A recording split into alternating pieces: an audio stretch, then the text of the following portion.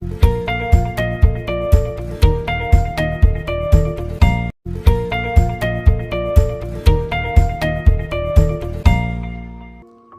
The lord. యేసుక్రీస్తు దివ్యనామంలో ఉదయకాల సమయంలో ప్రభుతో ప్రతిదినం అని ఆధ్యాత్మిక కార్యక్రమాన్ని వీక్షించుచున్న దేవుని బిడ్డలైన మీ అందరికీ నా హృదయపూర్వక వందనాలు తెలియజేస్తున్నాను. ప్రియరా, బాగున్నారా?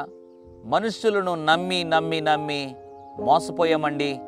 ఇంకెప్పుడు కూడా మనుషుల్ని నమ్మకూడదు అనుకుంటున్నాం అన్నటువంటి పరిస్థితిలో ఉన్నావు కదూ. అవును, లోకంలో ఎవరిని మనం నమ్మినా వారు ఈరోజు ఉన్నట్టు రేపుండరు. ఏ ప్రేమైనా కూడా మార్పు చెందుతుంది, ఏ ప్రేమైనా కూడా మారిపోతూ ఉంటుంది.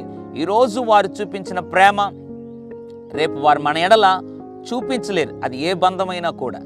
అయితే యేసుక్రీస్తు ఎటువంటి వాడో ఉదయకాల సమయంలో జ్ఞాపకం చేయాలని ఆశపడుతున్నాడు. హెబ్రీ పత్రిక 13వ అధ్యాయం 8వ వచనం, యేసుక్రీస్తు నిన్న నేడు ఒకటే రీతిగా ఉన్నాడు, అవును యుగ యుగములకును ఒకటే రీతిగా ఉండును. ఎంత అద్భుతమైనటువంటి వాగ్దానం. యేసుక్రీస్తు అంట నిన్న నేడు యుగ యుగములకు ఒకటే రీతిగా ఉండే దేవుడు అంట.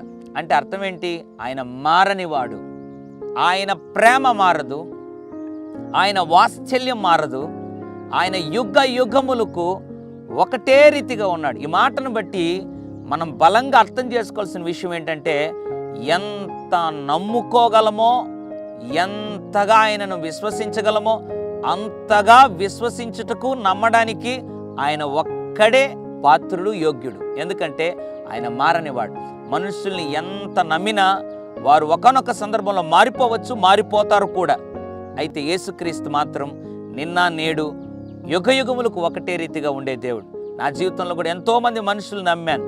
అయితే వారందరూ కూడా మారిపోవడం, వారందరూ కూడా మర్చిపోవడం చూస్తూ వచ్చాను. అయితే యేసుక్రీస్తుని నమ్మడం ప్రారంభించినప్పటి నుండి ఈ రోజుటి వరకు, ఏ రోజు వరకైనా కూడా ఒకటే రీతిగా ఉన్నాడు అని నా అనుభవపూర్వకంగా నేను తెలుసుకోగలిగాను.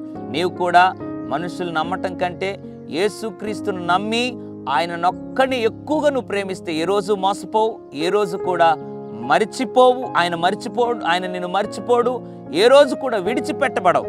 కాబట్టి ఉదయకాల సమయంలో నిన్న నేడు యుగ యుగములకు ఒకటే రీతిగా ఉన్న దేవుని హత్తుకుందాం, అట్లా ఆయన కృపలో వర్ధిల్లుదాం. పరిశుద్ధుడా, ప్రేమగల తండ్రి, నీకు స్తోత్రాలు. నిన్న నేడు యుగ యుగములకు ఒకటే రీతిగా ఉన్న దేవుడు. అవును ప్రభు, మనుషులు మారిన నువ్వు మారే దేవుడు కాదు, ఒకటే రీతిగా ఉండి మమ్మల్ని నడిపిస్తున్నటువంటి దేవా, నీకు లెక్కలేని స్తుతులు, స్తోత్రాలు, వందనాలు చెల్లిస్తూ అట్లా నడిపించి బలపరచమని, మనుషులందరికంటే నిన్ను ఎక్కువగా ప్రేమించే భాగ్యం మాకు అనుగ్రహించమని యేసు నామములో ప్రార్థిస్తున్నాను తండ్రి. ఆమేన్. God bless you.